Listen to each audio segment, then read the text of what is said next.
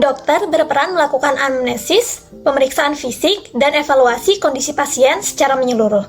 Dari hasil pengkajian ditemukan bahwa gejala asma Alia sudah sering muncul hingga mengganggu aktivitas dan kualitas tidurnya. Oleh karena itu, diperlukan penata laksanaan yang komprehensif untuk mengendalikan penyakit dan mencegah kekambuhan. Dokter juga berperan mengidentifikasi faktor-faktor yang memicu kekambuhan asma. Pada kasus ini ditemukan beberapa faktor risiko seperti paparan debu, udara dingin, asap rokok, serta stres yang berkepanjangan. Faktor-faktor tersebut perlu dikendalikan agar gejala asma dapat membaik. Selain itu, dokter memberikan edukasi mengenai penyakit asma dan pentingnya pengobatan yang teratur. Penggunaan inhaler pelega yang terlalu sering menunjukkan bahwa asma Alia belum terkontrol dengan baik. Edukasi yang tepat dapat membantu pasien memahami kondisi dan pengobatannya. Dokter juga dapat mengevaluasi kebiasaan hidup yang dapat mempengaruhi kesehatan pasien, seperti kurangnya tidur, kemudian pola makan yang tidak teratur, kemudian konsumsi kopi yang berlebihan, sampai di aktivitas fisik yang kurang saat berpengaruh terhadap kesehatan secara keseluruhan. Oleh karena itu, perubahan gaya hidup menjadi bagian yang penting dari penata laksanaan. Karena masalah yang dialami oleh Alia tidak hanya berkaitan dengan asma, dokter berperan mengkoordinasikan kolaborasi dengan profesi kesehatan lainnya. Pendekatan interprofesional diperlukan untuk menangani masalah kesehatan fisik, psikologis, dan lingkungan secara bersamaan. Dengan demikian, pelayanan yang diberikan dapat lebih optimal dan lebih menyeluruh. Apoteker berperan penting untuk mengevaluasi terkait dengan penggunaan obat yang telah digunakan oleh Alia. Selain itu, inhaler pelega yang digunakan secara terus-menerus menandakan bahwa asma yang telah dialami oleh Alia sudah tidak terkontrol. Maka dari itu, apoteker juga berperan penting untuk memberikan edukasi terkait dengan cara penggunaan obat yang benar serta kepatuhan terhadap terapi. Selain terapi obat, fisioterapi berperan membantu meningkatkan fungsi pernapasan pasien melalui latihan yang sesuai. Nah, latihan ini dapat membantu mengurangi sesak dan membantu meningkatkan efisiensi ventilasi paru. Nah, dengan latihan yang teratur, pasien dapat lebih mudah mengendalikan gejalanya. Fisioterapis juga berperan dalam meningkatkan kebugaran fisik pasien melalui latihan yang aman dan terukur, di mana aktivitas fisik yang disesuaikan dapat membantu meningkatkan kardiorespirasi pasien yang penderita asma, di mana latihan yang dilakukan merupakan latihan yang terprogram yang disesuaikan dengan kondisi pasien.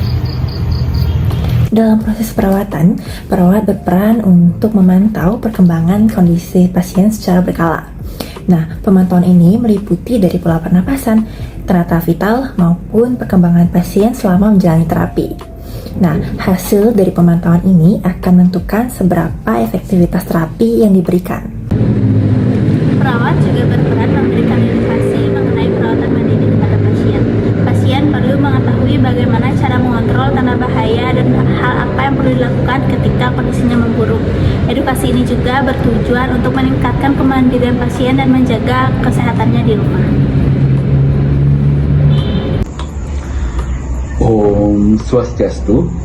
Perkenalkan, nama saya Ido Bagus Kadira Maksayana dengan 3 digit terakhir 012 dari Prodi Kedokteran Gigi.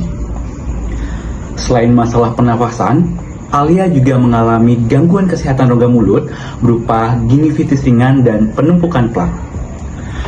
Dokter gigi berperan melakukan pemeriksaan untuk menilai kondisi gigi dan jaringan pendukung secara menyeluruh, dan di mana pemeriksaan ini penting untuk menentukan kebutuhan perawatan yang sesuai. Selain masalah fisik, Alia juga mengalami stres akademik yang cukup berat. Psikolog berperan melakukan asesmen terhadap kondisi psikologis pasien, termasuk tingkat stres, kecemasan, dan gangguan tidur yang dialami.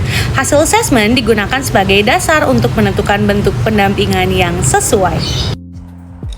Psikolog membantu klien atau pasien untuk mengelola stres mereka melalui mengembangkan strategi coping.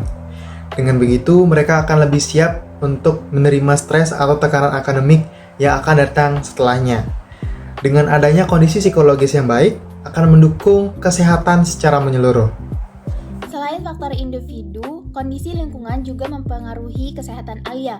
Tenaga kesehatan masyarakat di sini berperan penting untuk mengidentifikasi faktor resiko seperti ventilasi yang kurang baik, debu, dan kelembapan suhu kamar yang dapat memicu kekambuhan asma. Nah, faktor-faktor tersebut perlu diperbaiki untuk menciptakan lingkungan yang lebih sehat. Tenaga kesehatan juga berperan penting untuk memberikan edukasi tentang bahaya asap rokok terhadap saluran pernapasan. Edukasi tidak hanya diberikan kepada pasien, tapi juga terhadap lingkungan sekitar. Dan ini merupakan upaya penting dari pencegahan penyakit. Selain itu, tenaga kesehatan masyarakat juga dapat mengembangkan program promosi kesehatan di lingkungan kampus. Contohnya seperti pengendalian asma, pengelolaan stres, dan juga penerapan pola hidup sehat bagi mahasiswa. Berdasarkan kasus Alia tersebut, diketahui bahwa masalah kesehatan itu tidak hanya terjadi karena satu faktor, tetapi juga karena banyak faktor, mulai dari faktor fisik, lingkungan, perilaku, dan juga psikologis.